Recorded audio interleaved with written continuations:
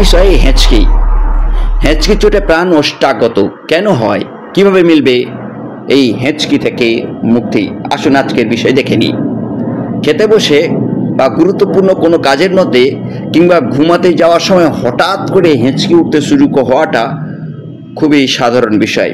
বিজ্ঞান বলছে একবার হেঁচকি ওঠা শুরু করলে মিনিটে 4 থেকে 60 বার অবধি এ প্রকোপ দেখা দিতে পারে, যা থাকতে পারে কয়েক মিনিট থেকে কয়েক মাস পর্যন্ত। তাছাড়া অল্প সময় থাকুক বা দীর্ঘক্ষণ, হেঁচকি ওঠাটা খুবই যন্ত্রণাদায়ক একটা বিষয় এবং অন্যেরও ডিস্টার্বের কারণ। লাগাতার হেঁচকি উঠলে দৈনন্দিন জীবনে ব্যাঘাত সৃষ্টি হতে পারে। কেন হেঁচকিটি ওঠে? ডায়াফ্রামে অস্তিত্ব হলেই মূলত হেঁচকি ওঠে আমাদের।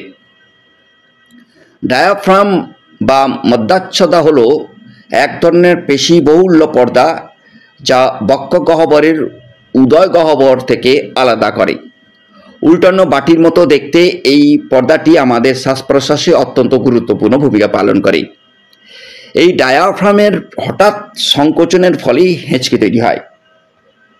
খুব বেশি পরিমাণ খাওয়া, অত্যন্ত দ্রুত খাওয়া, উত্তেজনা, ভয় বা উদ্বেগ, অতিরিক্ত মদ্যপান, মানসিক চাপ, ইসোফেগাসে অস্বস্তি বা হঠাৎ তাপমাত্রা বদল হেঁচকি ওঠার কারণ হতে পারে। কিভাবে পাবেন মুক্তি? 1. 10 থেকে 20 সেকেন্ডের জন্য দম বন্ধ করে রাখলে সুফল মিলতে পারে। 2. হেঁচকি উঠলে 2 হাঁটু বুক পর্যন্ত টেনে ধরে সামনের দিকে ঝুঁকলে ডায়াফ্রামের ওপর চাপ পড়ে, এতে হেঁচকি বন্ধ হয়ে যেতে পারে। 3.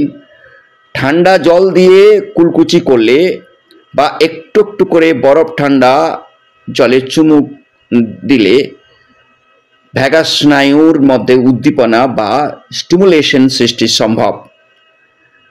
ভ্যাগাস স্নায়ুটির সংযোগে ডায়াফ্রামের সঙ্গে রয়েছে, ফলে এই স্নায়ু ডায়াফ্রামকে রিল্যাক্স করতে সাহায্য করে।